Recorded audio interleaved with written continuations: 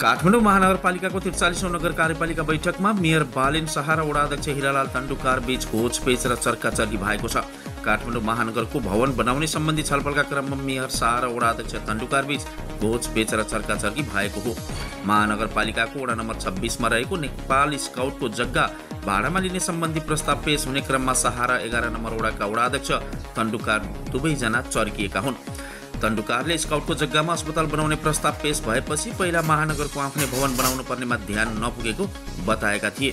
उनले भने पहिला आफ्नो घर बनाउन हामीले आफैले हाम्रो महानगरको भवन बनाउन सकेका छैनौं, भाडामा बस्नु परेको छ। महानगरका जनताको पैसा उठाएर जहिल्यै भाडामा तिरेर बस्ने उनले प्रश्न गरेका थिए। उनले अघि भने नगर प्रहरी कुन अवस्थामा बसेको छ, नगर प्रहरीलाई चाहिएको ब्यारेक बनाउन सकिएको छैन, यी काम गरेपछि मात्र अन्यत्र लागौं, पहिले आफ्नै घर बनाऊ। जवाफमा मेयर शाहले महानगरपालिकाको भवन निर्माणको काम तिहारपछि सुरु हुने जानकारी बैठकमा गराएका थिए। वडा अध्यक्षले स्काउटको जग्गाबारे अदालतमा मुद्दा चलिरहेकोले विवादमा नफस्न संकेत गरेका थिए। उनले चुनिएर आएको 3.5 वर्ष बितिसक्दा पनि महानगरको भवन नबनेको भन्दै आपत्ति जनाएका थिए। नगरपालिकाको पैसा जहाँ मन लाग्यो ती खर्च गर्ने अनि महानगरपालिकाले गरेको कि बालेनले गरेको त्यो पनि हुनु पर्यो।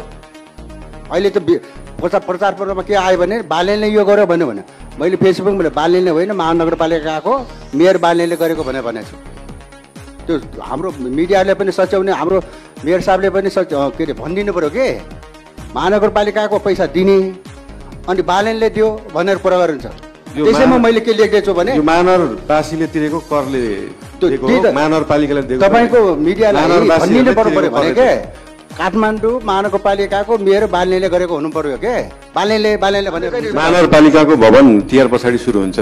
त्यो आर्बिट्रेसन बेला सुरु हुन्छ भने जहिले पनि यो भनिरहेर अब तपाईँ आएकै हाम्रो 3 पैसा तिहार पछाडि सुरु हुन्छ हिजोभन्दा पनि गरेन। यसले गर्दाखेरि आश्वासन भएन के।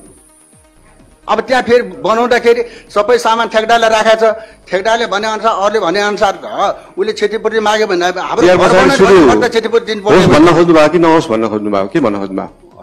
त्यहाँ पछाडि सुरु हुन्छ भनिसकेपछि त्यसमा अब त्यो आश्वासन होइन के भनिसकेपछि हुने आश्वासन पाएन के। तपाईँले नबनोस् भन्न खोज्नु भयो? नगर भने छिटो गर्नु पर्यो, त्यहाँ फुलाउनु पर्यो, तिहार छिटो सकाइदिनु पर्यो, काम गराउनु पर्यो। 10 दिनको तिहार मैले आज कसरी सकाइदिनु त? त्यो गरेन भने के तपाईँ जिम्मा लिनु आजभन्दा 2 वर्ष अगाडि तपाईँले जिम्मा लिनुभएको थियो। आजै सकाउनु मिल्छ तिहार? आजै होइन भने सुरुवात गर्नु पर्यो नि। ल ठिक छ, तिहारलाई चाँडो सकिनु भन्छु म। हस्।